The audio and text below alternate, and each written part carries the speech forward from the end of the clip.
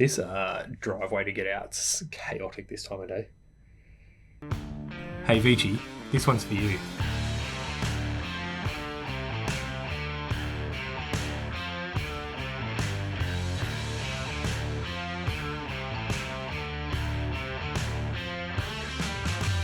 This is a chat about lighting, studio lighting for beginners in fact.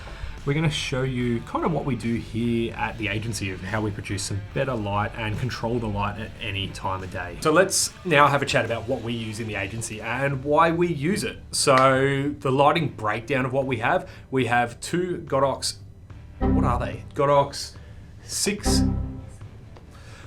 We have two Godox X. SL6. We have two Godox SL60W. 60Ws. One at the moment is giving me my beautiful look on my left-hand side. The other one is the hair light bouncing off the wall currently. So we use these primarily as our side lights for a lot of our product photography. We're using those, especially with the glass bottles, beverage cans, where we need to get like a nice soft long light, but they're nice and compact. They're not too powerful. Honestly, if you were in a really big space, you'd probably want more of a powerful light than those 60 watts, but they're good for what we're doing. The other two lights that we've got is the Aputure 120D Mark II, which is the improved and new version. It's substantially more, like it costs a butt ton more money than those little Godox lights, but its power output's better, its deliverability of light's better. You can change, I think you can change. Can you change? Let me just check if you can change. I don't think you can change the light output, but it's a really nice balanced daylight. So 5500 kelvins, which gives you that beautiful white light, which is kind of what you want to do when you're replacing daylight. I hate these things. So since I started this video, we've put the blinds down in our office and we're trying to recreate light how we want it. So you can turn on and off your different light sources and get the lighting exactly how you need it. And the reason why we're doing that is we've got a lot of light coming into this office or this little studio that we've got set up that we're not necessarily a fan of. So we've got the daylight outside, we've got stupidly yellow halogens or fluoros out in their main office area where the staff work, and so we kind of get yellow from one side which flickers badly, and we get really wickedly blue daylight coming in from the other side. Now if you've got beautiful daylight, like fresh nice diffused daylight, perfect, use it for your product photography, but we just don't have that benefit here where we are currently. We also use an Aputure light, so I don't know what it's actually called. Brophy, can you throw it to me? You've seen these everywhere. Every bloody videographer person online's using them at the moment. The Aputure MC something. It does all the strobes, it does all of that crap. Talk to you a little bit more about that in a second, but that's the other light that we use. And we find we can put that behind products, we can change the color of it. We don't use any of the wanky factor special effects on it, but go watch someone else's video and you can find out about that. All right, so there's the lights that we use. 1, 2, 3, 4 lights. Let's have a chat about how we actually use them then. So I kind of mentioned that the 60 watt Godoxes we used largely down the side as a side light for a lot of the product shoots that we do. They're quite unobtrusive. We can diffuse them down further with a big diffuser if we need to, and they're really nice for even doing hard light. So if we've got a product and we want to throw a shadow, we can generally have one on one side with a softbox on it, and we can have the other one without a softbox, giving us that nice hard shadow that kind of is trendy at the moment and a lot of people are doing. The other main light that we have, which is the Aputure 120D, it's sitting above me right now, but it's not turned on. We generally use that for that top-down shot where we want to light the whole scene. Generally, it's kind of just forward of the product, and its variations are, it's either fully on, it's diffused. We use those diffusers a lot to kind of bend the light how we need them to, and we're in quite a small space, so we don't have the privilege of big overhead rigs of lights. We don't have the privilege of some of the other bigger studios, but we use what we've got, and we've found that this lighting setup is quite cost effective. You could probably do without the Aputure light because it's the most expensive one, and you could do with a few of these Godoxes with a few just basic light boxes to help you bend that light and shape it to how you need. While we've got this lighting setup, we generally use a 2 light setup, and it's generally lit from kind of 45 degree or 30 degree angles in from the side. Now if we do need to get separation between our backdrop and our product, we get as much separation as we can, so sometimes up to 1 meter, or what's that, 3 foot for you Americans. And we might then use a separate light on the backdrop. Now, if we're trying to cut out that backdrop later, we definitely light that backdrop up and try and get a constant light across it. So from one side to the other of the shot, it's the same hue or the same saturation and color. It just makes it so much easier in post-production to cut that background out.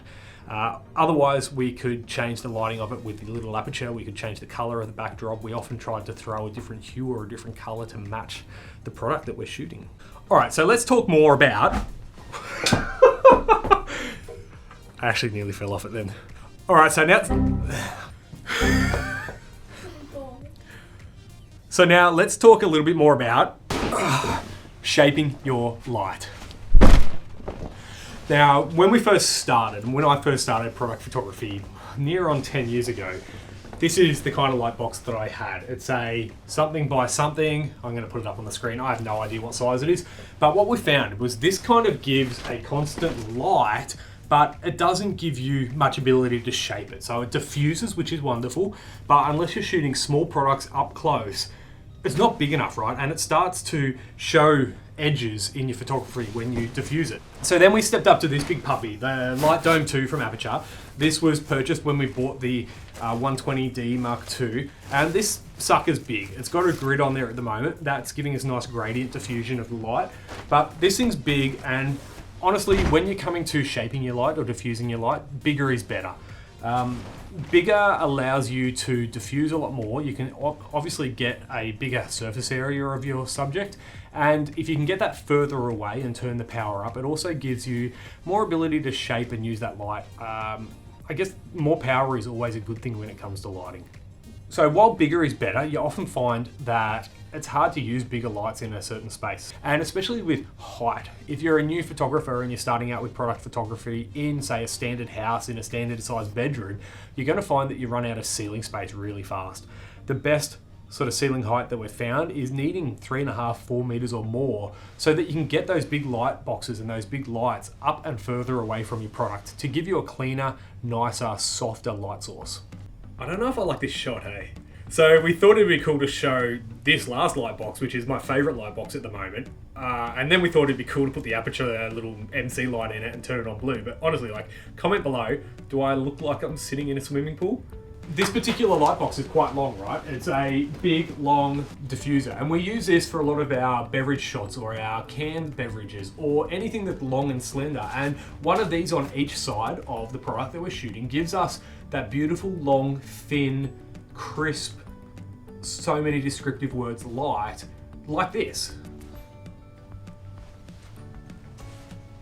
So my last little beginner lighting tip is get yourself some of these. These little Aputure MC lights are fantastic. They can make literally sitting underneath your desk with a bunch of cables look kind of cinematographic.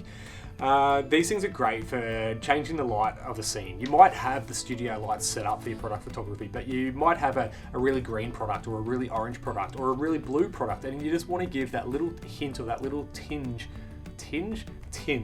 of light on one of your subjects. And these things are really great because you can magnetize them wherever you want them and increase the intensity, change the hue, and they just give your scene a little bit more oomph when you're trying to get that professional photo that maybe the consumer or the customer that's hiring you can't do themselves. So that's it, product photography for beginners. It'd be lighting. Product lighting? Lighting for beginners. Hey, product lighting for beginners. That's it, guys. That's it. Comment below what your question is. Be like Vici. Vici was good. Vici asked a question. If you liked this video, please obviously do all the YouTube shit. Like it, subscribe it. Can I say shit? Did we just become an explicit channel? Have a good one? G'day, but what's the opposite to g'day, mate? Is it? I don't think Aussies have like an opposite, like see you later, mate.